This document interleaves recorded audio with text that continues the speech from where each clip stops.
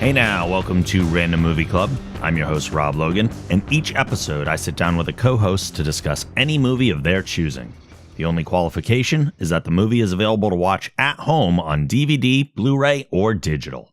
Before you listen to this show, I highly recommend that you watch the movie we're going to talk about, because we're going to spoil everything. Also, at the end of the episode, I'll tell you which movie we're going to discuss next, so you have enough time to watch it. If you enjoy Random Movie Club, you can help keep it going by supporting us on Patreon. Supporters get special benefits like bonus episodes, patron-only events, giveaways, and more.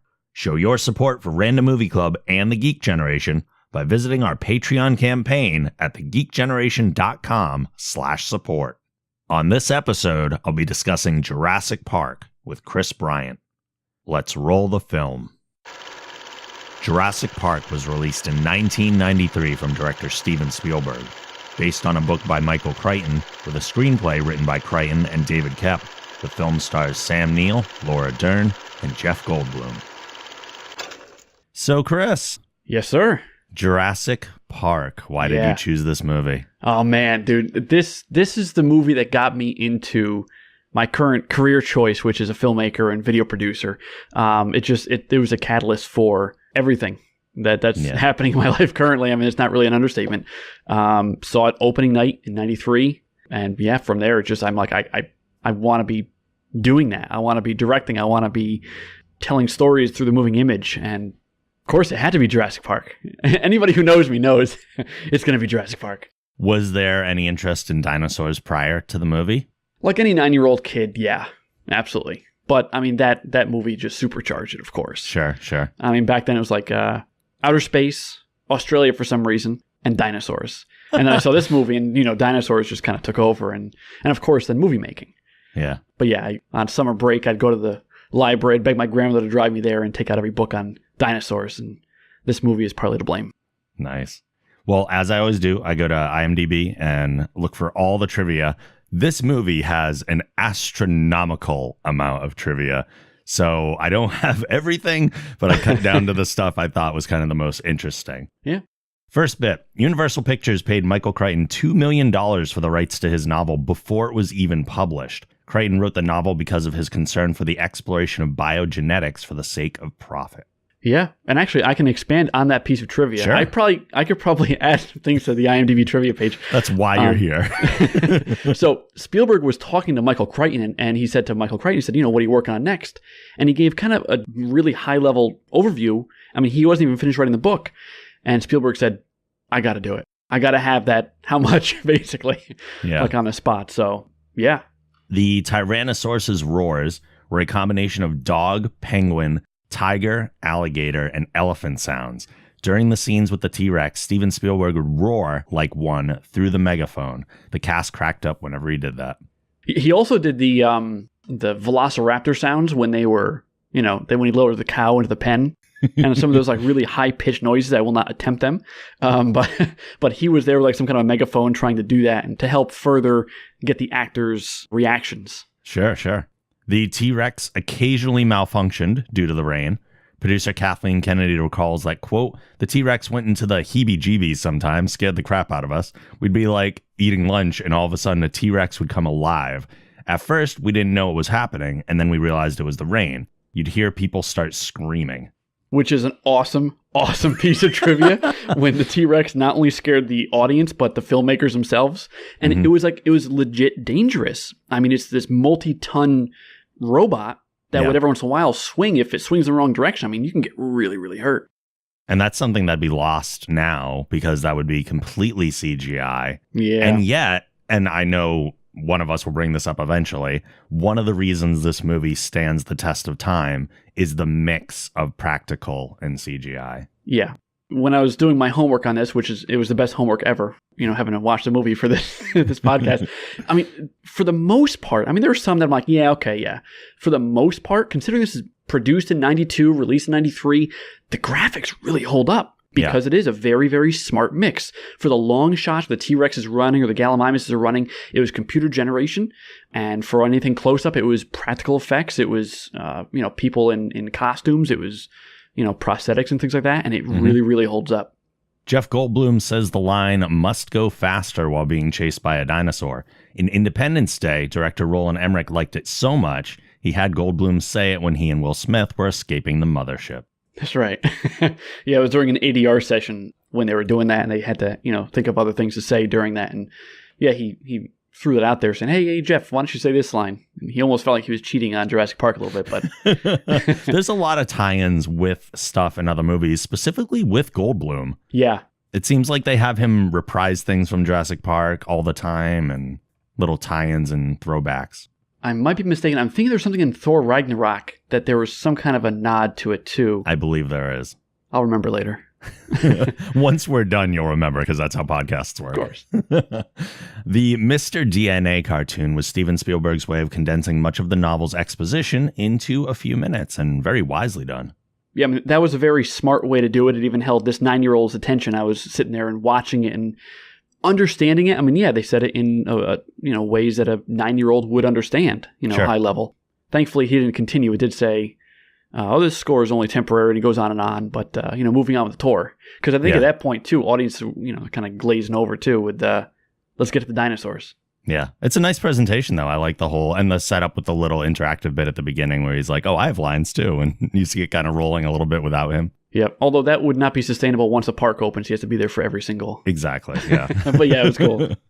Several of the storm scenes in the movie were actual footage of Hurricane Aniki, which struck production on September 11th, 1992, during location shoots in Kauai. Spielberg and Dean Cundy shot footage of the storm before the cast and crew were ordered to take refuge in a hotel ballroom. And that goes back to CG versus practical effects. Mm-hmm. It's like, boy, that storm certainly seemed convincing, and it's because it was an actual hurricane. Yeah. And during that hurricane, they were like on the first floor of the hotel, and it was like a very serious thing. They had to like huddle up, and they were standing away from the windows and everything. And Richard Attenborough, who plays John Hammond, actually was asleep in his hotel room, slept through the whole thing. Right. And somebody asked him about that, and he said, I survived the Blitz, so this wasn't really that big of a deal. Yeah, yeah. That's a heavy sleeper, for sure. Yes, yeah. I mean, the Triceratops dung didn't smell at all. It was made of clay, mud, and straw. It was drizzled in honey and papayas, so flies would swarm near it. Although I didn't notice any flies on screen. I have the high-def version. I did not notice flies either. And you know what? I'm a little disappointed in myself. I did not know that piece of trivia. Oh, whoa. Oh, man. While subtle, Nedry's hillside spill during the Dilophosaurus sequence is accompanied by a cartoonish slide whistle sound. I did notice that for years. I'm like, was that on purpose, or did he scream when he went down, or was that like him like whistling, or? Yeah, it's there. It's not super audible, but it is there. The sounds the velociraptors make when communicating is the same sound tortoises make when having sex. I learned something new again. You'll never watch it the same. I will not. Ian's distracting of the dinosaur with a flare was included at Jeff Goldblum's suggestion, as he felt a heroic action was better than going by the scripted action of Malcolm getting scared and running away. I love it. I wonder if... and I guess if he ran away, the T-Rex would chase him anyway. I was about to say, I wonder how much that decision of his cost ILM to have the T-Rex chase him, but I guess whether he had a flare or not, I think it worked out really, really well. Yeah, and I think it actually made a little more sense, too, because it was looking at the motion of the flare that Grant threw. Yeah. So only another flare would kind of... get his attention like that. Yeah. Grant fashioning a functioning seatbelt with only 2 latches and no latch plate foreshadows a later scene where it's discovered that the dinosaurs are suddenly able to breed despite them all originally being female. 2 female ends of the seatbelt. Gotcha. That's brilliant. I love that. And I never picked up on that one. I never did either until I read this. And I love that kind of stuff, those subtle little things that you wouldn't even think about. And it feels like it's a toss away moment in the movie. Like, why are they wasting time with this? It actually meant something. My only thought on that was it shows he's resourceful in situations where he's got to think fast on his feet. That too. That was the only reason I thought that was included. I didn't think about the 2 female ends unless that part was somebody overanalyzing that scene. It's possible. There are only 15 minutes of dinosaur footage in this movie. 9 minutes are Stan Winston's animatronics, and 6 minutes of it is industrial light and magic CGI. Wow, it seems like a lot longer, doesn't it? It seems a lot longer. Well, okay, here's some trivia. I don't know, I haven't seen this on the IMDb page, but there was an animator at ILM, Steve Williams, and they were originally going to be making the dinosaurs stop motion, and they were going to use a computer to blur certain parts of it, like as they're running, to kind of make it more believable. Well, he said, Steve Williams said, we could do the entire dinosaur CG. And they're like, no, it's not. Just stick to the script. We're going to, we're going to do what we're planning on doing. And he said, okay, sure. He worked 9 to 5, ILM, doing his normal thing, whatever he had to do. And then after hours, he would start working on an animation on his own. And it took him, a couple weeks to do this. And it was a skeleton of a T-Rex, because it was just him. He couldn't, do like skin and shadow and everything else. Sure. But it was just a skeleton of a T-Rex walking, but like a full T-Rex against like a infinite black background. Okay. And he was working hard on it to have it ready for when some of the producers walk through. I don't know which directors or which producers. I'm picturing in my head like Kathleen Kennedy and Frank Marshall, and they're walking through ILM to see what the guys have been working on. And Steven wasn't supposed to be working on this, but he had it kind of playing almost like a screensaver on full screen on his monitor. And he just had it playing on a loop while he was working on something else. And they walked through and they said, whoa, what is that? And he goes, oh, it's just something I've been working on. They go, we got to do the full dinosaurs CG. And that's how that happened. Wow. If he didn't kind of go rogue and work on that on his off time and then have that playing when they walked in, it'd be really nice stop motion. Yeah. It wouldn't be computer animated like that. I actually read something too that the stop motion artist that had been working on things for a long, long time before they went to CGI had created all these motions and taken all these pictures, and then they decided to use the CGI, but they ended up borrowing a lot of the actual stop motion actions and just kind of transposing those onto the motion of the CGI dinosaurs. Yeah. And actually, they stole a line from one of those animators when they saw the CG. He said, it looks like we're out of a job. The other guy said, don't you mean extinct? And they put that in the movie. Goldblum throwing that in too, yeah. Lastly, in the trivia here, the most difficult effect to pull off was the vibrating rings of water. Steven Spielberg wanted the T-Rex to announce its presence somehow before the audience saw it, and got the idea from watching the mirror in his car vibrate because of the sound effects.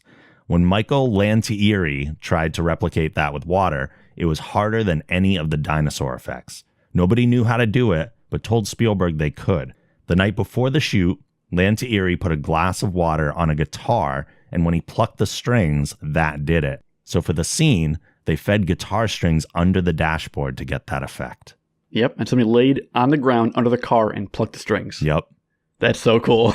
It's crazy. Like, we would so easily do that with a computer now, but the fact that they went through that much trouble to make that happen the way they wanted it to, I respect the hell out of that.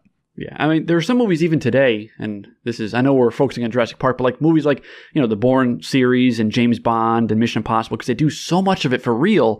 It just, computer effects are amazing, but there's just something about it that's off just a little bit, and your brain tells you it's not really real. Yep. So yeah. Yeah, it makes a difference. Yep, absolutely. All right, let's talk about the movie itself. We get into the opening sequence and we see the raptor cage thing. So we get like this installation of fear right from the beginning as we watch one of those workers get just ravaged. Yeah, it's so brilliant. I mean, of course, Spielberg learned this to not jump the shark from Jaws. And he shows just a little bit, but not enough, but just enough to scare the hell out of you. Yeah. Especially, again, as a 9-year-old watching this thing. I actually watched this. This is, before movie pirating became a thing. So like the time between a theatrical release and when it came out on VHS back then was a long time. Yeah. So, and theatrical runs tended to be longer. They shortened over time because people would leak it online. So they want to hurry up and capitalize on DVD sales, sure, things like that. But it had a very long theatrical run. Every time I was at a friend's house or hanging out, I was always saying, can we go see Jurassic Park? Dude, I saw it 17 times in the theaters. 17. Wow. Which is how I know when, during that opening scene, when Muldoon is saying, shoot her, in the theatrical version, he said it 3 times. Oh. In the version on home, it's only twice. And I remember watching it for the first time on my VHS tape at home. Of course, I ran and got that right away and I watched it. Yeah. I'm like, wait, he only says it twice.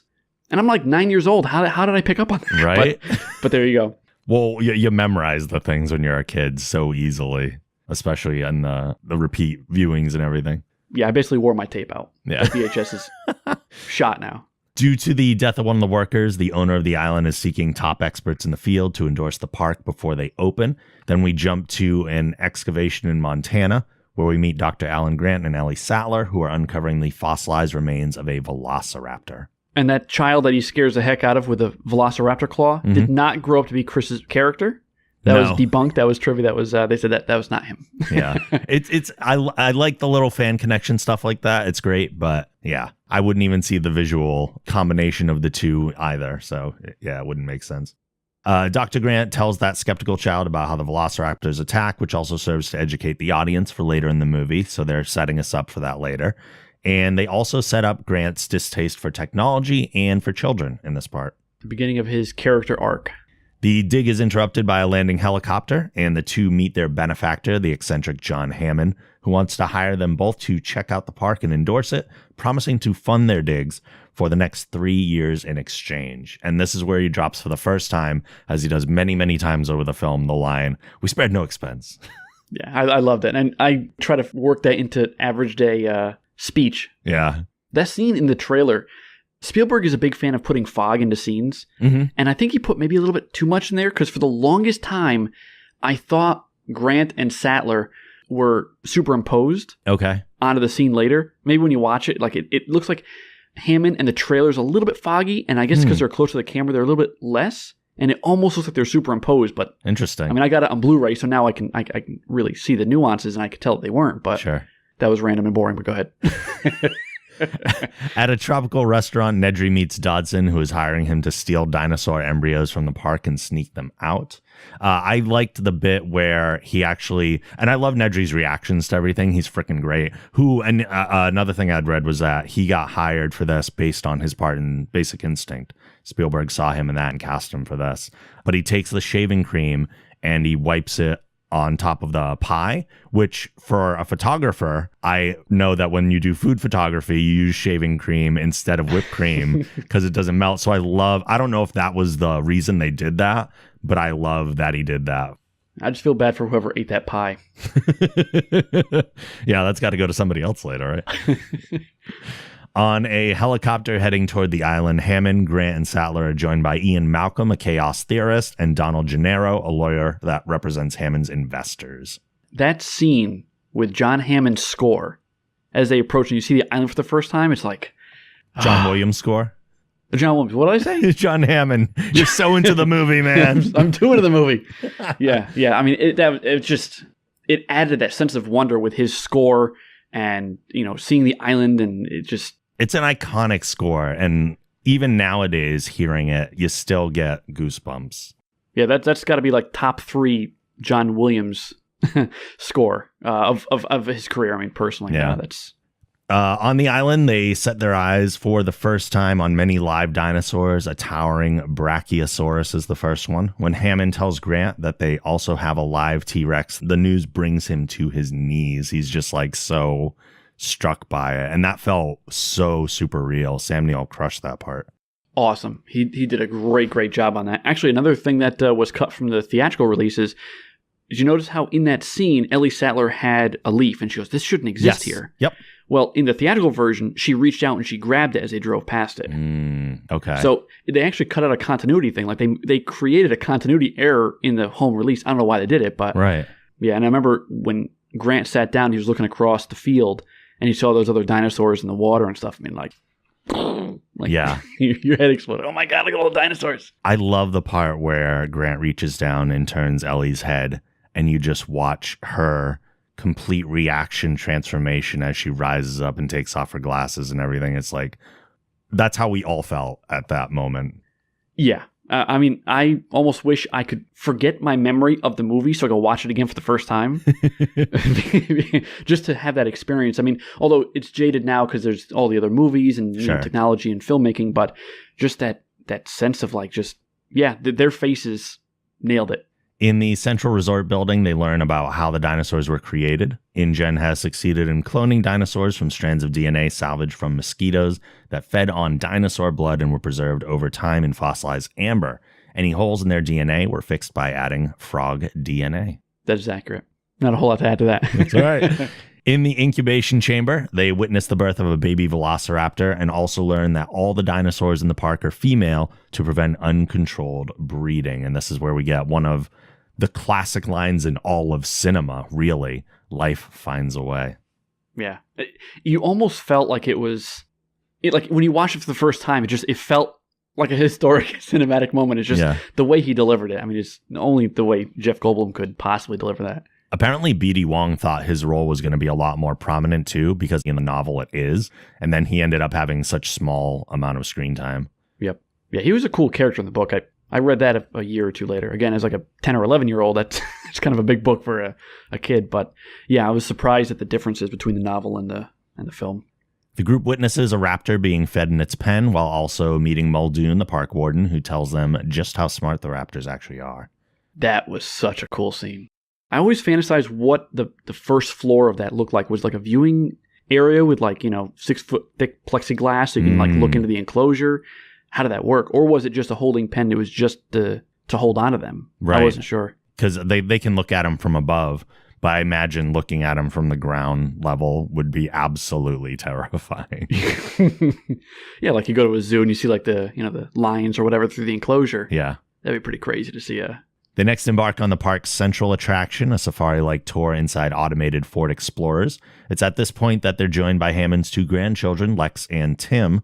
The tour is largely uneventful as most of the dinosaurs remain unseen. I was equally disappointed in theaters. I'm like, oh, cool. Here comes the Dilophosaurus. Here comes this. And yeah, the characters' emotions certainly mirrored my own. And actually, when that movie came out, I was almost exactly Timmy's age. Okay. So like that little kid was like basically me, like, and I like, his reactions to stuff and being excited about dinosaurs. And I'm like, I saw so much of myself in him. So like when, he reacted to something, like I was having the same exact emotion at the same age, which is kind of cool. So the fact that this movie came out when it did is one of the reasons that it resonated so much for you. I think so, yeah. Hammond visits the main control room where we meet Arnold, who is overseeing the park's systems. We also learn Dennis Nedry's role as he's in control of the automated systems. At first, we didn't really know why he was there. We almost forgot about him from earlier until he pops up here. Yeah, and all those computers that were in the back, like I thought it was like a really lazy set design choice, which is, it was like these big, look like black servers, like these red dots, like blinking all over. Apparently, those are some kind of crazy expensive, massively high-end supercomputers. Oh. Like real, though. They weren't even like, my understanding is they brought them in for real during filming and they shipped them back to where they came from. Oh my God. But apparently they are some kind of off the hook, like supercomputer that's running in the background. So they're making the effort to get legitimate things and we're like lazy. Yeah. All the guys who know computer are like, whoa, that's legit. And everybody else is like, well, that looks kind of cheesy. Yeah. It's like, no, that's actually how it looks. It's still crazy to me that they're having two people control all the systems within the park. That's bonkers. And I think that's part of the reason why, they were saying that there was that issue with all the automation. There's an over-reliance on the technology. Yeah. And Nedry even mentioned at some point, like you said, the entire place is controlled from this room. Mm-hmm. They leave the vehicles when they see a sick triceratops being tended to by the park staff. The tour is cut short by the news of an impending storm, but Sattler stays behind for a bit to continue helping. I was always worried for their safety. Something would eat them.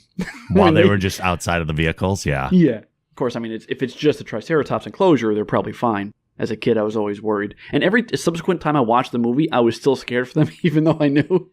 Yeah, right? It feels like anytime they're outside in the open, they're just exposed to who knows what. Exactly. Which why, when The Lost World came out, I was really freaking out because there were no fences. It's all just out in the open now. It's here that Nedry shuts down the security systems to create a large enough window for him to steal the dinosaur embryos. In doing so, he's tossing the park into chaos as the automated tour cars stop in front of the T-Rex pen and the electrified fences shut off. And dread sets in. That's just lazy writing now. That's awesome. I was so excited. I'm like, oh, good. That's where they stopped. Yeah. It would be boring if they stopped anywhere else, but right here, perfect. Like some just plain wooded area between the enclosures. Yeah. No, like dead center right in front of the goat. We hear the rumbles and see the famous scene of the water shaking in the cup, which is the thing that I think I still think about when I think of this movie, is I think about hearing the boom, boom, and seeing the cup shake. It's such a legendary visual in movie making. It's such masterful storytelling because it's not just like, boom, here it is, and now you see it. It's the impending dread as this beast comes. And up to that point, you hadn't seen a single frame of the T-Rex. Right. But you understand what a T-Rex is. You know how big they are. And when you see that boom, it's like, what animal is so big that it does that when it's coming for you? And that's the kind of suspense that Spielberg, like, he's bringing that right from Jaws into this. Yeah. The T-Rex appears and breaks through the fence. Gennaro leaves the children by themselves and hides in a nearby outhouse as the T-Rex escapes from its pen, and we see it in all its glory. Again, I was so scared for those kids. I'm like, the one adult in the car ran out like a screaming child and left them with the door open, for crying out loud. I mean, I was... And that's actually a recurring pattern in this movie. Anytime the kids get left or abandoned by adults, they get attacked by dinosaurs. Good for them, then. That's right. You're right. I didn't notice that either. I can recite the movie almost word for word, but I did not put that together. It attacks the children or their vehicle, and Grant and Malcolm try to distract it with the flares. Malcolm's injured, but Gennaro is eaten. Excellent. That's what you don't abandon children. That's the moral of the story. It is. Don't abandon Actually, when children. the T-Rex came through the top of the Explorer and the plexiglass, it wasn't, I think the plexiglass itself wasn't supposed to crack. Oh. But you see it like get like cut in half almost. Like it was just with the impact. So like when they were screaming, they were legit screaming because I don't know whether it was malfunctioning or whatever, but it was a little bit more force than what was rehearsed. Okay. So they legit were freaking out. Wow. Well, yeah, like we were saying, that's real danger. Yeah. That thing's huge. Nedry makes a run for it in a gas-powered Jeep, but crashes due to the storm and is killed by a venom-spitting Dilophosaurus. The shaving cream he's carrying, that can with all the embryos, falls to the ground and gets buried in the mud. Spielberg had intended this to set up a sequel, even though I believe Lost World kind of went in a different direction. Yeah. And my stepdad said that for years. He kept saying, oh, yeah. I'm like, no, I don't know. I think it was just kind of like to be lost. But my stepdad stood by that theory of his. And yeah, I read that a few years ago that Spielberg actually did, in fact, intend to use those. Yeah. After rescuing Tim from the vehicle trapped in the tree, Grant and the kids sleep there overnight. And it's here that we see Grant starting to bond with the kids. That story arc of his is going on. Yeah. And that's one of those things where the practical effects, like you just... It's incredible. The size of the set that they had to make for that tree, it was just incredible. I think they had to use one of the biggest sound stages they had in I believe it was the Warner Brothers Lodge where they shot that one. Yeah. But just that scale, it's just incredible. Yeah. I can't even imagine how difficult it was to film the stages of the vehicle coming down the tree at them. Because it's like mini set pieces within the larger idea of it coming down. Because they go in different stages. Like, okay, there's the first fall and it stops. There's the next fall and it stops. Then we get on the ground. Then the thing tips over and just barely misses us. I love the line, though, where they're like, we're back inside the car. Although that shot where it looks like it's driving vertically down the tree and assassinating the branches bothers me. Because I'm like, that's not physically possible. That's okay. Sure.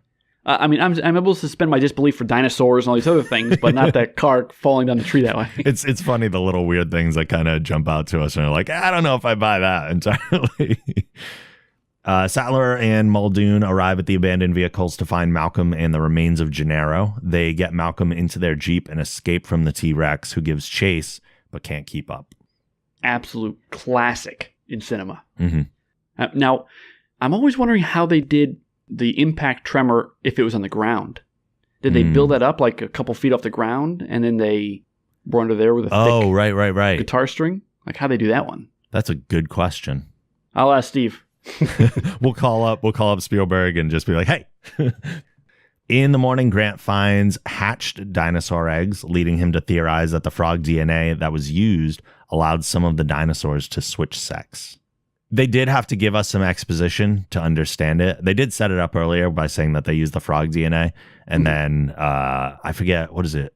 Western, some kind of specific frog. The fact that he has that just knowledge in his brain, like he's a dinosaur expert and he has this random like frog knowledge. And the fact that it actually, that's like a real thing. Yeah. Blows my mind. Like, yeah. That's not science fiction. It's real. Yeah. That's crazy. I love too, though, when this movie is tied into a lot of science fact, even though there is a lot of fiction in as well. I mean, we know now things obviously we didn't know then. So they took some liberties where like velociraptors we know now are slightly feathered.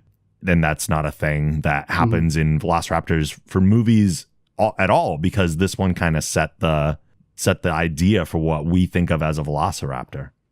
Actually, and they did finally correct that through in Jurassic World. They said, we didn't make them the way they really were because you wanted something different. So there was a hint to that, which kind of fixed all the dinosaurs leading up to throughout the entire series. And the other thing, too, was that at the time, velociraptors were not as big as they were in Jurassic Park. And then I think it was while they were in post-production, somebody discovered like a 6-foot velociraptor fossil. And they were like, the movie did it. And then they actually discovered the real thing to make it credible. And you're like, yes, prediction worked. That worked out well. Yeah. Arnold is forced to reset all the park systems to get control back, which inadvertently releases the raptors from their pen. Arnold, Muldoon, and Sattler attempt to restore the power, only to have Arnold and Muldoon get killed by the raptors in the process. I was severely bummed when Muldoon got killed. Yeah. He was a cool character. He was, yeah. I felt like he wasn't utilized enough. He was really cool. I wish I had some more backstory on him. They end up attacking him, too, in the exact way that Grant describes earlier to kind of pay off that story that we saw earlier. And we also get another classic cinema line here where he says, "Clever girl." Actually, the following summer, I went out and I was on vacation in Cape Cod or something, and I found a hat very similar to the hat he was wearing. Yeah. And I begged my parents to get it. I got it. I'd run around and recite Muldoon lines in my backyard. Just walk up to every girl you can. Clever girl, clever girl, clever girl. Grant and the kids make it back to the main complex and find it abandoned. Grant leaves the kids in the dining area and finds Ellie outside. That was a weird reunion because she comes at him and she's like, "Run!" And then as soon as she gets to him, kind of forgets about that and is just like, am I safe now? That has always confused me. Yeah. I did not understand. They cut out the part where she grabs the leaf, which makes sense, but then she didn't cut out the part where she said to him, "Run," under her breath. I don't know. Yeah. Not sure on that one. Lex and Tim see the shadows of the raptors approaching and they hide in the main kitchen. Through an incredibly terrifying sequence of events, they manage to lock one of the raptors in the freezer before escaping from the other one. Such a good scene. Although you can see a crew member's hand come out when the raptor, when they open the kitchen door and you see like his full body, that's a full animatronic. That's not like CG. Sure. And I think he was afraid that it was going to fall forward. So you see like a hand with like a black sleeve on it just poke out just for like a second from behind the door and steady the tail, and then it cut. Oh, man. You got to look for it. I know they had a ton of difficulty filming the scene just because of all the reflections that the kitchen had. As a filmmaker, I do not envy that process. No. I absolutely love the bit, though, where I don't know if that was a dumbwaiter that Lex was hiding in or what exactly that's called. But when she's trying to slide that door down and the raptor just goes head first into the reflection, and we don't know it's a reflection until it does. Brilliant. The entire audience was in a panic. Yeah. Because I went opening night. I mean, I went, subsequent times, and there were people like me that went multiple times. But, man, that first time, people were, like, legit horrified. Yeah. They're like, I can't believe we're about to watch a kid get eaten by a dinosaur. So good. The kids rejoin Grant and Ellie and attempt to reboot the system. Lex manages to get it done just in time to lock the doors and prevent the raptors from entering. With the phones back up, Hammond calls the choppers, or he can call the choppers now, to come get them. The raptors manage to break through the windows, and the group flees through the ceiling back into the main hall. Just as they're cornered, the T-Rex enters and attacks the raptors, buying enough time for the group to escape. So good. Now, there was that scene where they were crawling through the ceiling, and she fell through. Yes. Up until like the 20th time I saw the movie, I still jumped whenever it tried to get her. Yeah. Took like 20 times before I finally stopped jumping at that scene. Feel like maybe it's going to happen this time. Oh, no. Exactly. And the woman who did it, it wasn't really her that fell through. It was a stunt woman. And when she fell through, she looked up, but she wasn't supposed to. But the scene was so good, they used, at ILM, they superimposed the actress's face onto the stunt double. So if you look at it close, now looking back at it, and now with that knowledge, it may look a little bit off. Okay. That's because they superimposed her face onto the stunt. Oh, wow. I never noticed. That's crazy. Yeah. The T-Rex gives a final roar as a banner falls, reading "When dinosaurs rule the earth." Such a great visual. So good. That's the scene that when I bought my first surround sound system in college, I threw this DVD in and went right to that scene and just cranked it. Yeah. I'm like, this is the scene I got to test out my surround sound speakers. Must feel it. Hammond gives a final look at what he's created before the survivors evacuate the island. Ellie smiles at Grant as both children have fallen asleep on him, thus completing his story arc. And at this point, as an audience member, you feel like you just survived. Like, you feel like you're a survivor of the movie, especially, the first few times you see that, or the first time you see it. So good. And then the music again. And there's there's an original ending, which you probably are aware of, that they didn't end up using, and they went with the T-Rex save instead.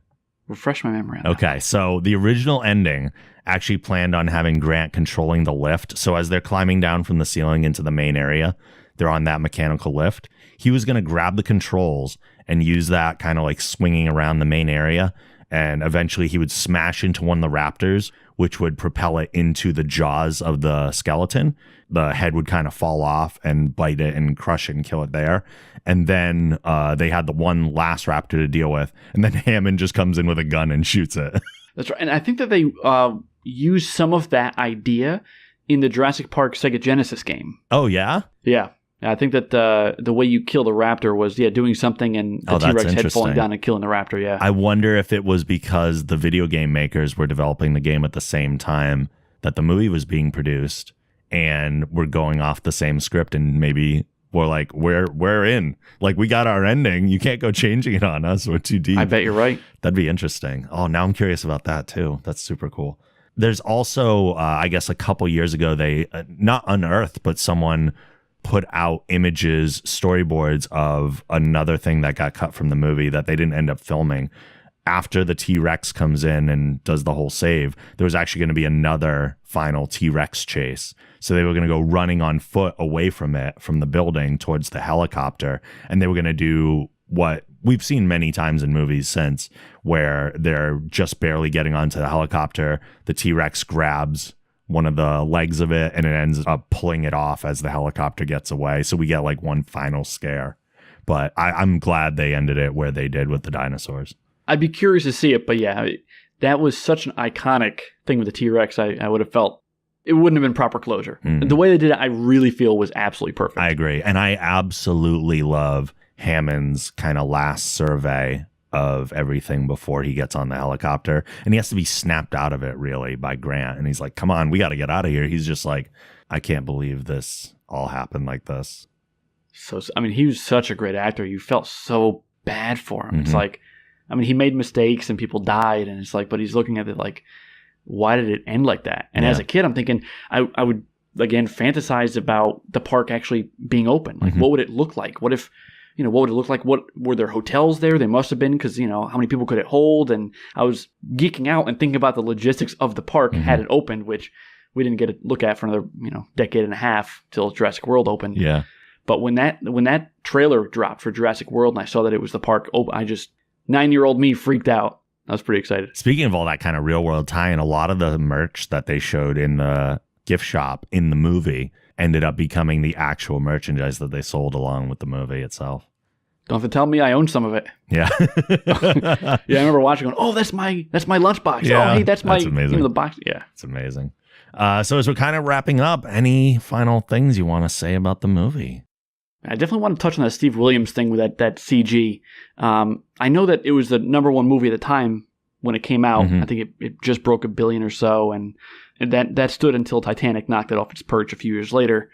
The best, dude. I love it, and I forgot how good of a movie it was until I watched it again this weekend for this. I'm shocked at how well that thing holds up. It really, really does. I was shocked too. I know it does. There was a thing in my brain. I think I had watched it a few years back and kind of remembered that I was blown away by how well it stands up. But I am curious to see now if we look, because our CGI is really good right now. In years from now, are we going to look at it and still be like, man, it just still keeps going. There's something really, really solid about all the effects in this movie. And it's like we said, it's that blend of the practical in there. Yeah, and I hope that it always, like, they don't go back and change it. I know, like, Star Wars, Right. George Lucas went back and he CG'd up some stuff. Didn't they do the same thing to E.T.? Didn't they have. CG up E.T.? I hope they don't do that with Jurassic. I don't know. I'm just sentimental like that. Yeah. I hope they keep it the way it is because They don't need to. No, don't do it. Don't touch it. So good. All right. Well, as we are wrapping up, please tell people where they can find you online and what you got going on. Yeah. I mean, I'm always on Twitter. It's _Chris Bryant. I'm on there. Well, actually, I've got a company that does education in the video production space, but the name of the company ties into the movie we're talking about. Oh. So it's called Studio 12 Academy. Studio 12 was the soundstage on the Warner Brothers lot where they shot that scene with the T-Rex in the lobby. Oh, my God. So people are like, why Studio 12? And I'm like, well, remember that scene in Jurassic Park? So That's how much you love this movie. That's right. That's the name of one of the two things I've got going on. The other one is Empire Studios. It's a video production company.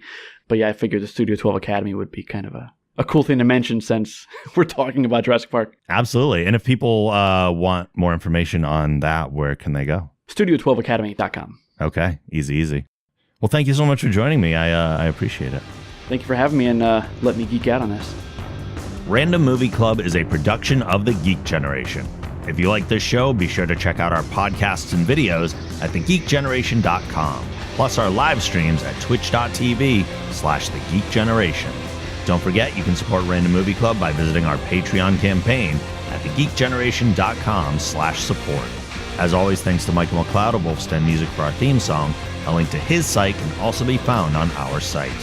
Thanks for listening, and make sure you join us next time when we'll discuss The Princess Bride. See you then.